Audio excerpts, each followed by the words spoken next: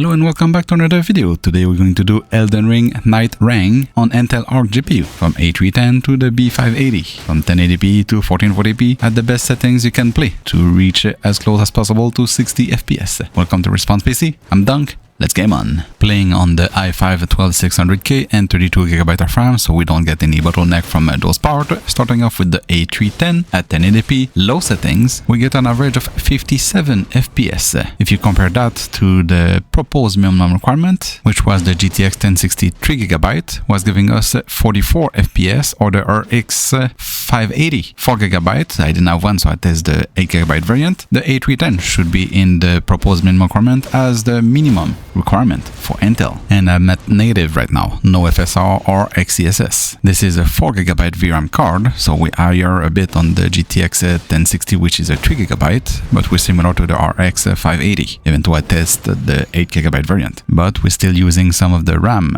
as the VRAM, because we're using 4.3GB of VRAM out of 4. For the CPU we are in the mid-20s, and for the RAM itself we are at 10.5GB of RAM. Frame time, frame graph, super smooth, nothing to complain there. That means all the others Arc GPU will be able to run the game easily. Next up we have the Arc A380. Now we have a 6GB VRAM card, not that it matters too much because we are using less than 5, and that is at 1080p with medium settings, so we out from the low, and we still get 55 FPS. Yes, we are still in the training area of the main base, but it's running better than the GTX 1060. The GPU is pegged at 99% using 4.5GB of VRAM out of 6. CPU is in the mid-20s to low 30s, and we're using 12.6GB of RAM. Frame time, frame graph is super smooth. Stepping up to one of my still favorite Intel Arc GPU, the A580 at 1080p, maximum settings, and we're no more in the training ground, we are actually on a match in the open world, and we get the maximum FPS the game allows,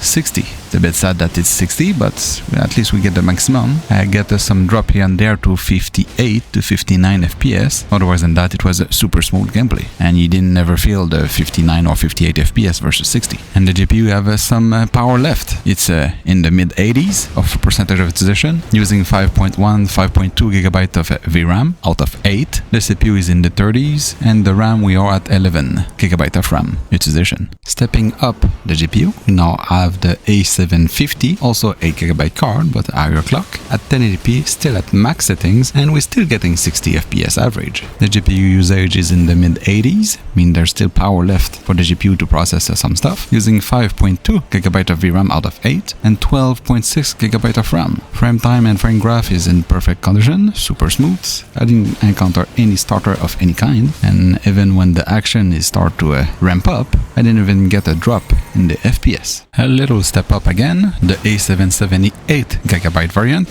still at 1080p maximum settings. I think this will be the last 1080p with Arc GPU, because we're hitting the maximum FPS of 60 at 1080p at maximum settings, and all three 8GB card, the A580, the A750, and this one, the A770 8GB variant, all have power left on the table, not reaching the maximum peg 99 on 100% utilization, let alone the VRAM. They all were at 5.5 or less GB of VRAM utilization. I didn't test any of those three at 1440p, but I'm sure you can play at 1440p, maybe probably even at the maximum settings. So let's step up the A770 LE. This is a 16GB VRAM card, and we're going to play at 1440p max settings. And believe it or not, we are max FPS 60 without even dropping. And for a 16GB VRAM card, we're only using 5.6GB VRAM. The GPU utilization is in the mid 80, so they still have a performance left on the table. Probably even can play at 4K.